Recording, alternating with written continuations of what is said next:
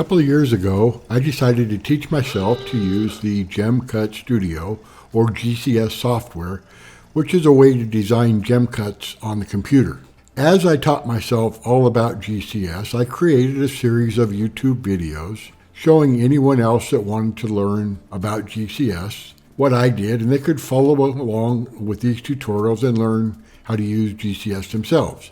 I then created a YouTube playlist, and I put all my GCS videos into that playlist, as well as all the other GCS videos that are created by other people on YouTube. That way, you just have to go to one YouTube playlist to find all the GCS related videos on YouTube. And here's a link to that playlist if you're interested.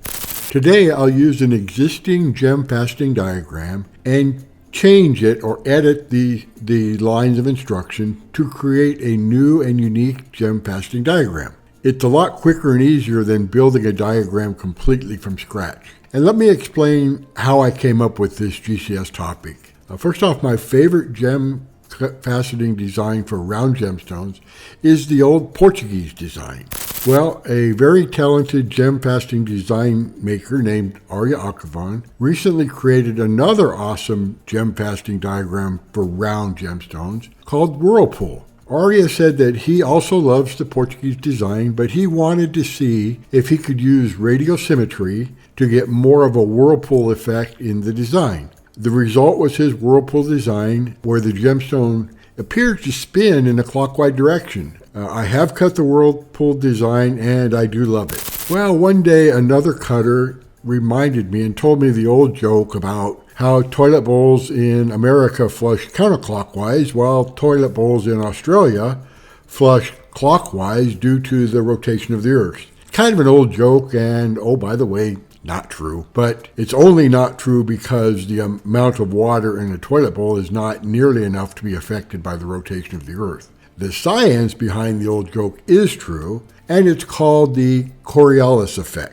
And the Coriolis Effect shows how the rotation of the Earth affects spinning in the northern and southern hemispheres of the Earth. And I don't want to get too technical or too scientific here, but because of the Coriolis Effect, in the northern hemispheres, hurricanes tend to spin in a counterclockwise direction, while in the southern hemisphere, hurricanes spin in a clockwise direction. So you know where I'm going with this. It's all due to the Coriolis Effect, which was discovered way back in the days before we had flushing commodes by a very intelligent Frenchman named Gaspard Gustave de Coriolis. So back to our story, all right? So I'm looking at a beautiful gemstone that I cut using Arya's Whirlpool design, and I'm thinking, wait a minute, this swirls clockwise. What if I cut a gemstone that swirls in a counterclockwise direction? What would that gemstone look like?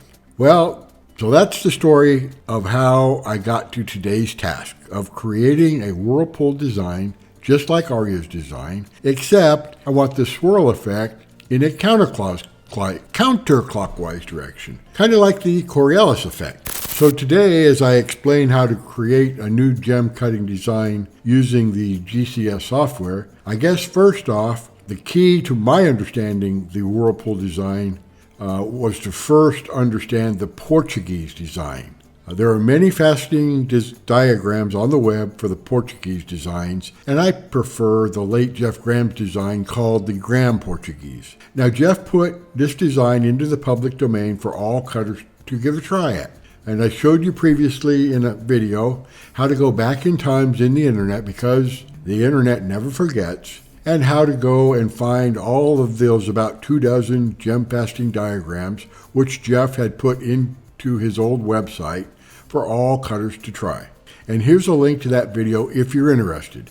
Now, I'll use the cutting assistant feature of Gem Cut Studios and virtually cut this design. I won't walk you through using this feature of GCS or all the other features I'm going to use today, as I've already covered this in a previous video on using GCS. But as you can see, the Portuguese design is very similar to Arya's Whirlpool design, except that it has no spinning effect, which is what Arya was after when he designed his Whirlpool. So these are two very different designs, and we'll cut two completely different looking gemstones, but they are similar, and understanding how the Portuguese design is developed is important to understand how the Whirlpool design was developed, which is important to understand how to make a reverse Whirlpool design. Now I'll use GCS to open Arya's Whirlpool design, and again use the cutting assistant feature to virtually cut Arya's Whirlpool design. You can see how it spins in one direction. Arya's design can be found on the web, and the site is called the Gemology Project. Interesting design.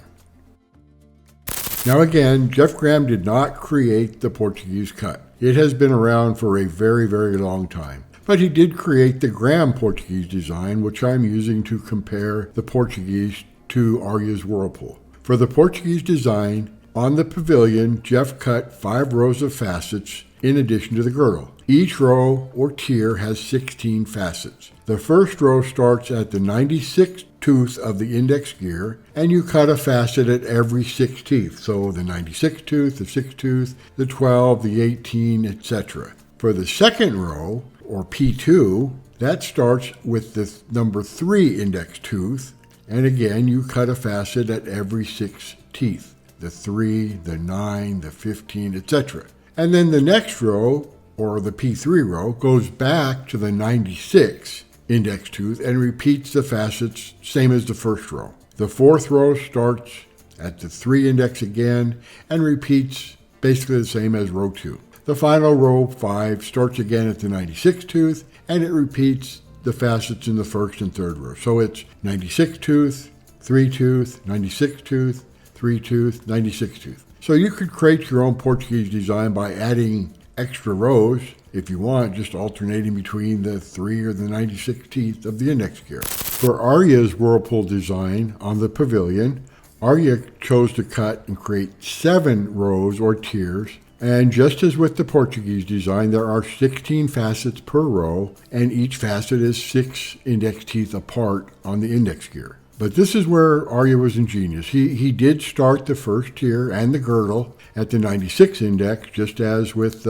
Graham's Portuguese. But instead of cutting the second row at the 3 index tooth, Arya cut the second row by adding 1 to the 96, which makes 1. And he cut this row starting at the 1 index gear or tooth and adding 6, as in the Portuguese design, for each of the 16 facets in that row. For the third row, instead of going back to the 96 tooth, Arya again adds 1 and starts this row at the number 2 tooth and adds 6 all the way around that row. For the fourth row, again add 1 and start at the number 3 tooth. For the fifth row, add 1, start again at the 4th tooth. For the 6th tooth, add 1, start at the number 5 tooth. And finally, for the 7th tooth, add 1, which actually puts you back at the 96 tooth. Or you could start with the number 6 tooth and add 6 all the way around, but that last facet would be at the 96 tooth. So it's the same thing as starting with the 96 tooth. It's just math. The adding of 1 to the starting index tooth for each row or tier is what gives the Whirlpool design that unique spin that Arya was looking for. Here's a link to a video I made a while back where I actually cut the Whirlpool design using topaz. The final gemstone was rather large, measuring 18.4 millimeters in diameter and weighing in at 25 carats. So, everybody good? I mean, now we're back to the Coriolis Effect, or how can you get this Whirlpool to spin in the other direction, counterclockwise? And think about it, and I think most of you have already solved this puzzle from what I've previously shown you in this video. That's right. All you have to do to reverse the spin of the gemstone is to start with the 96 index tooth and then subtract 1 tooth for each of the rows or tiers instead of adding 1 index tooth. So let's give that a try and see if it works. I downloaded Arya's Whirlpool design from a website called gemologyproject.com, which is a large database of gem fasting diagrams, and it's available for any cutter to try. Since I already have Arya's design in GCS, all I have to do is edit the design, which is much simpler than all the hard work Arya did in creating this amazing design from scratch. Thank you so much, Arya, for your hard work.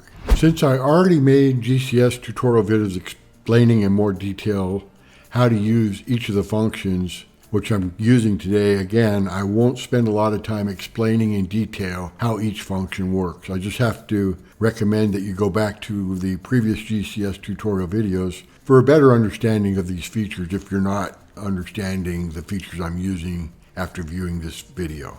So what I want to do is make as few changes as possible to Arya's design. The design is fine. All I want to do is reverse the rotation or spin. So I won't change the angles of each rose, although you could if you wanted to try to tweak the brightness of the gemstone. I won't change the number of rows, although you could if you wanted a slightly different effect. So I'll leave the number of rows alone, I'll leave the angles alone, I'll leave the starting index of 96 alone, and the only thing I'm going to do is see if I can put the Whirlpool effect in the opposite direction and what that's going to look like. First, I need to open the Whirlpool design in GCS, and I'll turn the gemstone over virtually so we can focus on the bottom or the pavilion first. So there's nothing to change on the girdle. I'll leave those as the instructions as Arya wrote them. For the P1, also nothing to change. That's the 96 index 2 starting point. For P2, instead of adding 1 to the 96 as in Arya's original design, I will edit this line of instruction and subtract 1 from 96. That will make 95 the index tooth the starting point for this tier or row. I check to ensure that I have a meet point with P1, but since I didn't alter the angle or the number of facets on this row, the meets are lined up perfectly so that the facets on this row will all meet the girdle and P1 facets. So there's nothing else to change. I don't even need to change the notes. I simply hit cut and lock in the change or the edit to this line of instruction. For the P3 line of instruction, again, I subtract 1, and I start that cut at the 94 index tooth. Again, checking to ensure I have a meet point for the facets on this newly edited line with meet points meeting with P1 and P2. Again, everything is perfectly lined up, so I press cut and lock in this edit. For the P4 line of instruction, I again subtract 1, and I start this cut at the 93 index tooth, check again, and cut.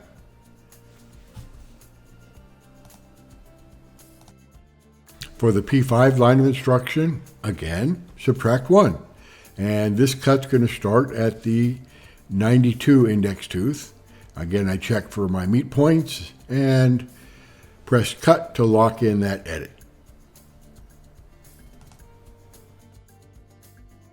For the P6 line of instruction, again, I'm going to edit the line by subtracting 1, which will make this line start by cutting with the 91 index tooth.